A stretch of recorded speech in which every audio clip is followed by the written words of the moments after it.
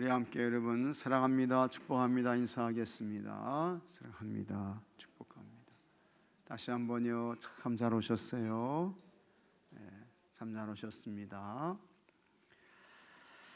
자, 한번 같이 하겠습니다. 아버지의 훈계. 오늘은 이제 어버이 주일을 맞이해서요, 아버지의 훈계 이 말씀으로 같이 잠깐 은혜를 나누려고 합니다.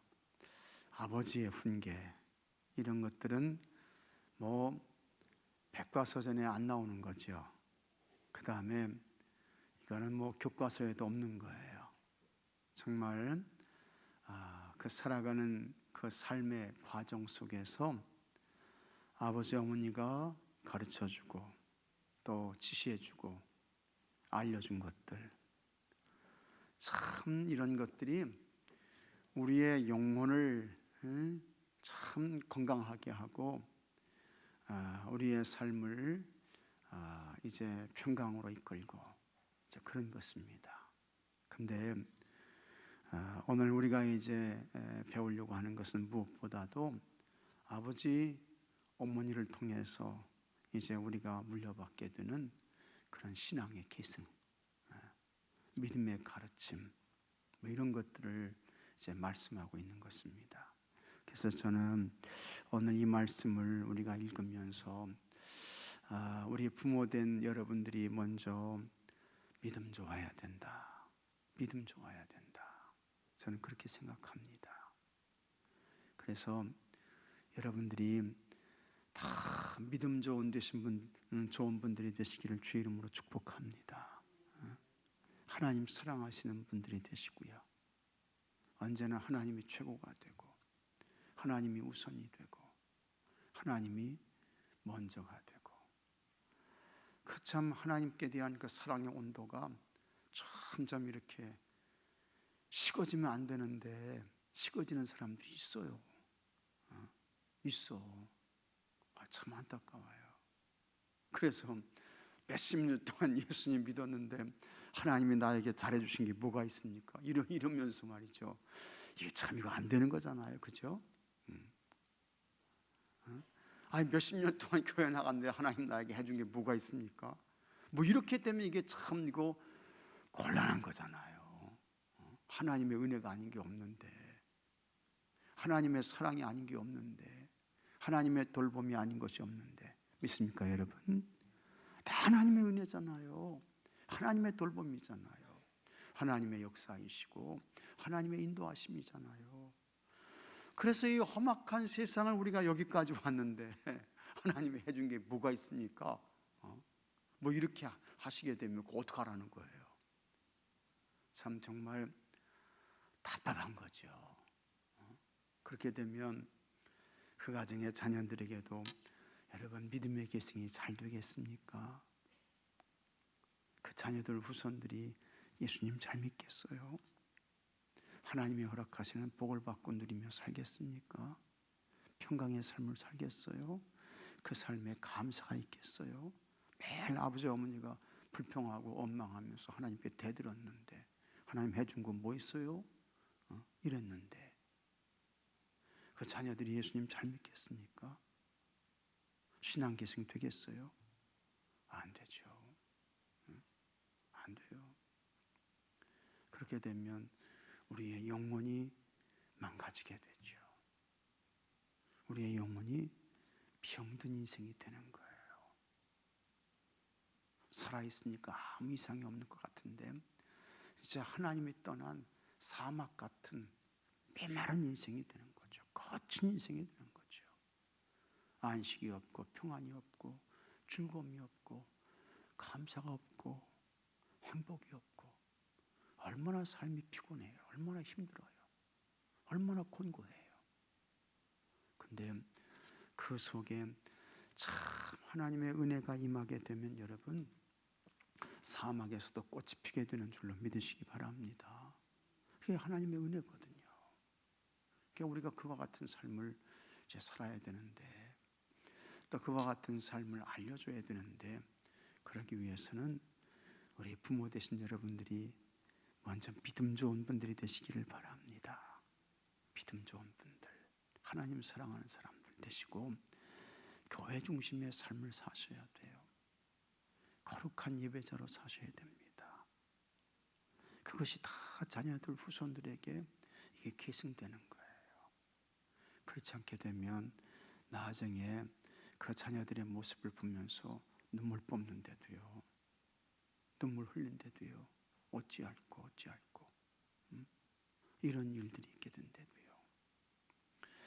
그래서 먼저 여러분들이 믿음 좋은 분들이 되시고 또 그와 같은 신앙이 자녀들 자손들에게 잘 계승돼서 정말 주님 안에서 행복이 있고 평안이 있고 감사가 있고 즐거움이 있고 만족이 있고 이렇게 되시기를 주의 이름으로 축복합니다. 자, 아버지의 훈계, 오늘 말씀 한번 보겠습니다. 본문에 나오는 아버지는 아들에게 선한 도리를 가르치려고 합니다. 이 선한 도리는 뭡니까? 믿음의 도리죠. 하나님 사랑하고 경외하고 그거 말씀하는 거 아니겠어요?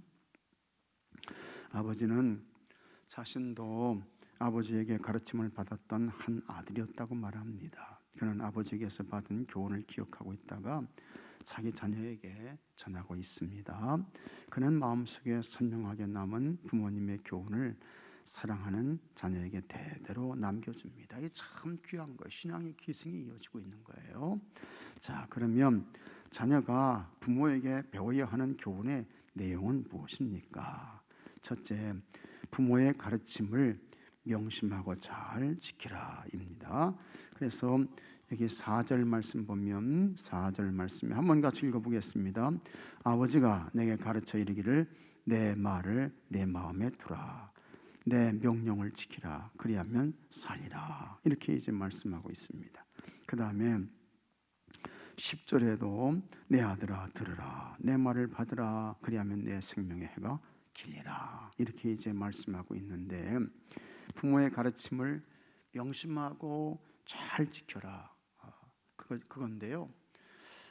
아무리 가르쳐도 아무리 일러줘도 이게 듣지 않으면 이게 안 되는 거죠. 그래서 사실은 본질적으로 가장 먼저 중요한 것은 같이 하겠습니다. 태도. 다시 한번요. 자세. 이게 가장 중요한 거예요. 하여튼 여기 계신 여러분들도 하나님 앞에서 태도가 중요해요. 예배드리는 태도, 자세, 기도하는 태도, 자세, 찬송하는 태도, 자세.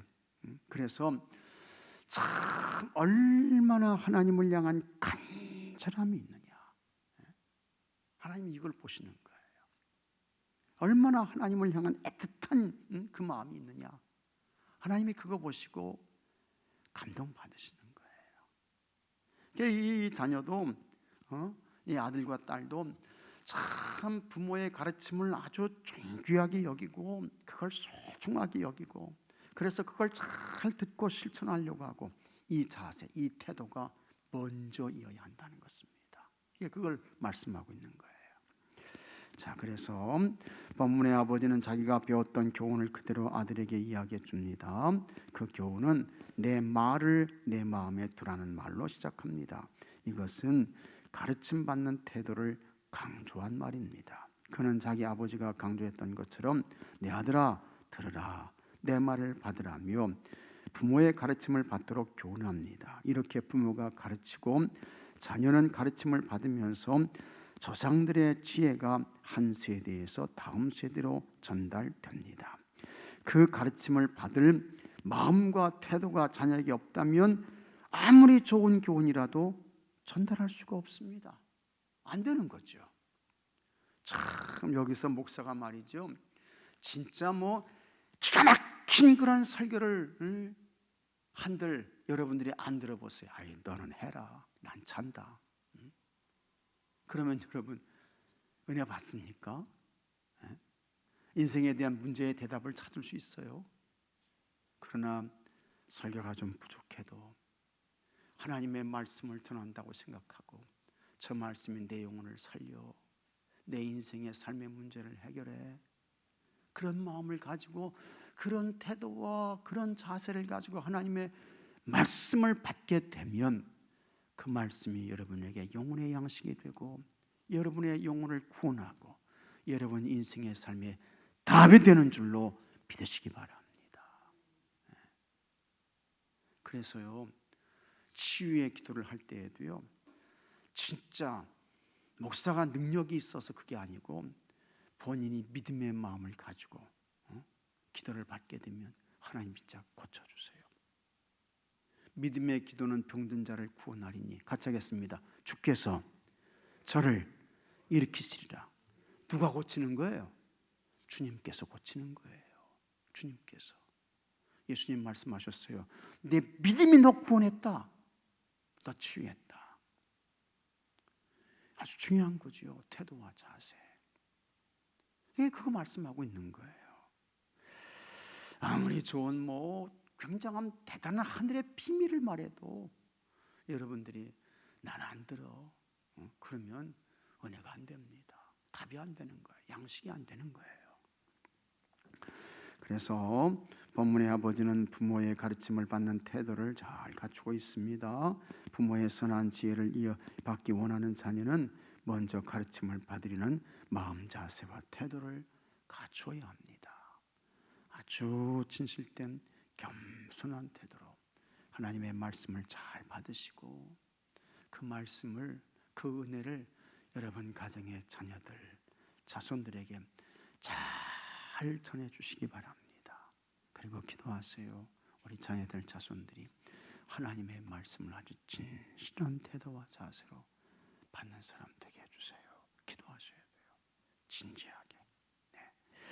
그 다음에 둘째, 같이 하겠습니다. 지혜를 얻으라. 본문의 아버지는 가진 것을 다 팔아서라도 지혜를 얻으라는 가르침을 자기 아버지에게서 받았습니다. 지혜가 중요하죠. 근데 지혜는 다른 거 없어요. 같이 하겠습니다. 하나님 경외하는 것이 지혜 중에 지혜다. 하나님은 지혜의 근본이세요. 그래서 하나님 경외하는 거기서부터 다 지혜가 오는 거야. 지혜가 그곳에 있는 거예요. 그래서 지혜는 물질적인 소유와 비교할 수 없을 만큼 귀하기 때문입니다. 이것은 육체의 풍족함을 누리는 것보다 지혜로운 삶이 훨씬 더 귀하다는 교훈입니다. 지혜는 우리가 가안들이 찾고 소중하게 간직해야 할 최고의 가치입니다. 지혜의 중요성을 배우고 삶으로 깨우친 부모는 자기 자녀에게도 지혜로운 길을 가르칩니다. 본문의 아버지는 지혜의 길을 갈 때 앞길이 막히지 않고 넘어지지 않을 것이라고 말합니다. 맞아요. 하나님 쫓아가면 하나님께서, 같이 하겠습니다, 형통 주신다. 믿으시면 아멘 하시기 바랍니다. 근데 자기 지혜로 살면 그 사람은 불통의 삶이 돼요. 그러나 하나님의 지혜로, 하나님의 은혜로 살면 형통하게 되는 거예요. 틀림없습니다. 부모에게서 지혜로운 길을 배운 자녀는 어려운 상황에 처할 때마다 극복하는 지혜를 발휘할 것입니다. 이렇듯 부모는 지혜의 길을 찾아 가르치며 자녀는 지혜의 길을 배우고 걸어야 합니다. 그 다음에 셋째, 아버지의 훈계 가운데 악인의 길을 피하라, 이렇게 말씀하고 있습니다. 악인의 길은 망하리니, 맞아요. 악인의 길은 망합니다. 있는 것을 다 가지고서라도 취할 것이 있다면 반대로 처음부터 뿌리쳐야 하는 것도 있습니다. 아버지는 아들에게 악한 자의 길은 다니지 말고 들어서지도 말라고 교훈합니다. 근데 이 악한 자의 길은요, 무슨 못된 짓을 하고 그런 거 말하는 게 아니고 불신앙의 길로 가는 거, 불순종의 길로 가는 거, 교만의 길로 가는 거, 이게 악인의 길이야. 그 길 가면 망한다는 거예요. 그 길 가면 넘어지게 되는 거예요. 그래서 이런 길은 피해야죠. 여기서 떠나야 돼. 그래서 불의한 자의 길은 아예 피해 다니라고 교훈합니다. 이것은 이스라엘의 악한 길에서 떠나기를 원하신 하나님의 마음과 일치합니다. 하나님께서 악한 길에서 떠나라고 했는데 무슨 악에서 떠나라는 겁니까? 불신앙에서 떠나, 불순종에서 떠나, 교만에서 떠나, 우상숭배에서 떠나, 하나님 말씀하시잖아요. 하나님은 성전 건축을 마친 솔로몬에게 이렇게 말씀하셨습니다. 내 백성이 그들의 악한 길에서 떠나 내 얼굴을 찾으면 그들의 죄를 사하고 그들의 땅을 고칠지라. 악한 길을 피하고 선한 것을 추구하라는 부모의 교훈은 곧 하나님이 원하시는 것입니다. 불의하고 악한 길은 사람들을 사망으로 인도합니다. 틀림없어요. 그러나 선한 길은 뭡니까? 하나님 사랑하는 길이에요. 하나님 말씀대로 사는 길이에요. 하나님 예배하는 길이에요. 이와 같은 선한 길은 좁고 험할지라도 여러분에게 생명을 주는 줄로 믿으시기 바랍니다. 구원을 주고 영생을 주고 형통을 주시는 줄로 믿으시기 바랍니다. 부모는 자녀에게 악한 길을 떠나도록 가르치고 자녀는 부모의 선한 길을 배워야 합니다. 하나님은 신앙의 바른 교훈이 자녀들에게 전달되기를 원하십니다. 부모의 성숙한 삶은 자녀에게 전수되고 부모가 교훈한 지혜는 자녀의 마음에 새겨집니다. 자녀에게 지혜의 길을 가르치고 믿음의 소망을 물려주는 일은 부모된 이들의 사명이자 도리입니다. 그래서요, 우리 부모들의 책임이 커요. 큽니다. 아주 커요. 정말 하나님 앞에서 이 부모된 사명을 두렵고 떨리는 마음으로 감당해야 합니다. 자녀들 자손들이 내 건가요? 하나님 것이죠. 하나님의 기업으로 우리에게 주신 거예요. 하나님의 상급으로 우리에게 주신 거예요. 그걸 우리가 잘 맡아서 정말 하나님의 기뻐하시는 기업이 될 수 있도록 해야 되는데, 그러니 부모의 사명과 책임이 얼마나 큰 것입니까? 얼마나 막중한 거예요. 그런데도 우리가 그걸 알지 못하고 말이죠. 제 애들은 내 거야. 제 애들은 내 소유야. 내 마음대로 해. 참 하나님께서 얼마나 답답해 하실까 하는 생각을 하게 되는 것입니다. 그래서 여러분들이 다 믿음 좋으신 분들이 되시고 그 믿음과 지혜와 신앙의 교훈, 가르침, 삶이 자녀들, 자손들에게 잘 계승되어서 아름다운 믿음의 꽃이 피어지고 하나님께 영광이 되고 여러분 자신은 멸류관이 되고 자녀들, 자손들에게 큰 은혜와 복이 있게 되기를 주의 이름으로 축복합니다. 자, 자녀는 그러한 부모를 존중하고 교훈을 생명처럼 여기면서 잘 지켜나가야 하겠습니다. 자, 말씀 묵상하기 1번. 부모님이 강조하셨던 가르침 중에 기억나는 것이 있습니까? 한번 좀 생각해 보셔요. 우리 부모님은 나에게 뭘 교훈하셨나? 뭘 교훈하셨나?